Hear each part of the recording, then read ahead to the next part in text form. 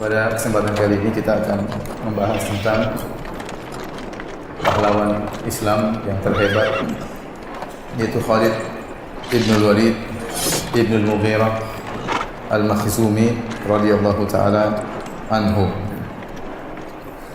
Khalid ibn Walid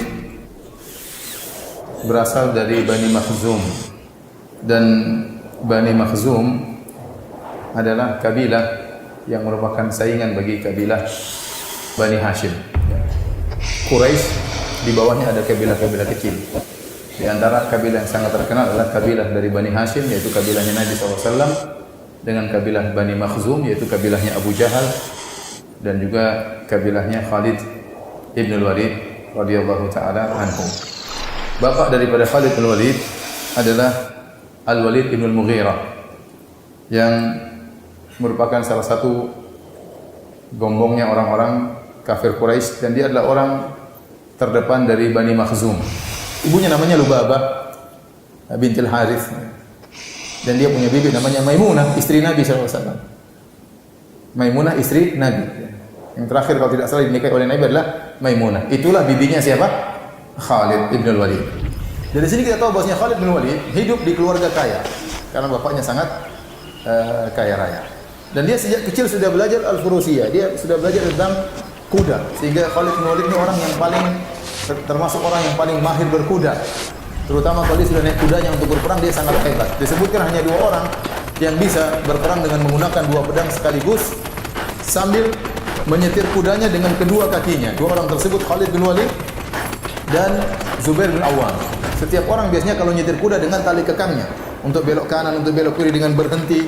Itu kebanyakan orang seperti itu. Atau paling tidak mereka memegang tali kekang kuda dengan tangan satu, tangan satunya dengan memegang pedang. Tapi Khalid bin Walid, di antara kehebatannya, dia bisa memegang 2 pedang dengan kedua tangannya, dan dia menyetir kuda dengan kedua kakinya. Dia dan Zubair bin Awam radhiyallahu ta'ala anhuma jami'an. Ini di antara kehebatan Khalid bin Walid. Disebutkan dia adalah orang yang hebat dalam segala alat perang. Dia jago naik kuda sambil perang, dia juga naik onta, jago naik onta sambil berperang, ya. Sambil menyetir onta atau menyetir kuda dalam peperangan. Dia juga pandai memanah, beliau juga pandai menggunakan pedang, menggunakan tombak, semua alat perang beliau hebat. Ini Khalid ibn Walid radhiyallahu taala anhu. Kemudian singkat cerita, Nabi SAW ya berhijrah dari Mekah menuju Madinah. Kemudian terjadilah perang Badar pada tahun 2 Hijriah. Khalid bin Walid tidak ikut dalam perang Badar. Kemana Khalid bin Walid? Ternyata Khalid bin Walid ada di negeri Syam. Dia tidak ikut perang. Dia tidak ikut perang dalam barisan kaum musyrikin.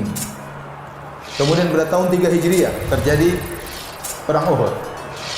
Dan saat itu Khalid bin Walid ikut serta dalam perang Uhud. Bahkan dia dijadikan panglima karena orang-orang sudah tahu kehebatan Khalid bin Walid dalam pertempuran.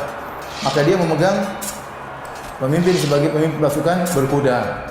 Terjadi peperangan sebagaimana antum tahu ya, perang Uhud 700 lawan 3000. 700 lawan 3000. 700 pasukan kaum muslimin, 3000 pasukan kaum musyrikin.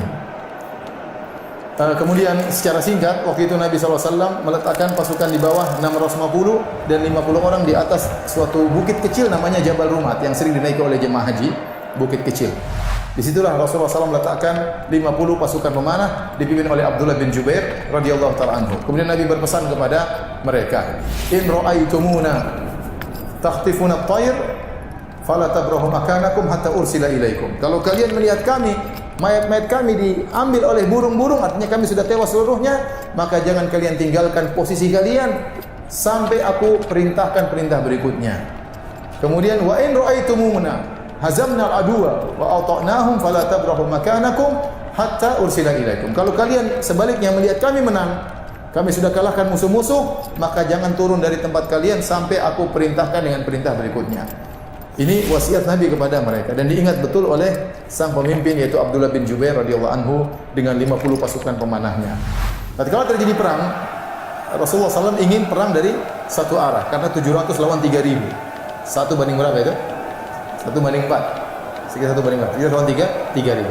Rasulullah tidak ingin peperangan dari 2 arah apalagi lebih.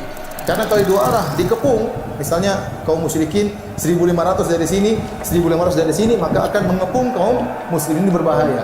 Maka Rasulullah SAW pertahankan bagaimana meskipun jumlah mereka cuma 650 di bawah, lawan 3.000 harus dari satu arah. Nah, disitulah fungsi dari pasukan pemanah yang ada di atas Jabal Rumat. Fungsi mereka adalah untuk memanahi pasukan kaum musyrikin yang ingin muter gunung supaya bisa menyerang dari dua arah. Dan yang ingin muter adalah Khalid bin Walid. Khalid bin Walid tahu peperangan seperti ini susah. Maka dia berpikir bagaimana bisa menyerang dari dua arah. Maka dia bawa pasukan berkudanya. Untuk muter dua arah selalu dipanah oleh Abdullah bin Jubair dan pasukannya. Terjadi berulang-ulang. Akhirnya Khalid gagal, tidak bisa menyerang dari dua arah. Akhirnya kaum musyrikin di awal peperangan tewas, berjatuhan, berguguran. Banyak mereka yang tewas, ya, bendera mereka terjatuh, tidak ada yang mengangkat bendera mereka, hingga mereka lari terbirit-birit. Semua lari, semua pasukan lari. Di antara yang tidak lari dan tenang menghadapi kondisi adalah Khalid bin Walid. Disebutkan di antara sifat pemimpin yang jago, yaitu dia tidak terbawa dengan suasana. Tetap dia melihat kondisi mana yang memungkinkan atau yang tidak memungkinkan. Bukan hanya berani, bukan hanya nekat, tapi juga perhitungan.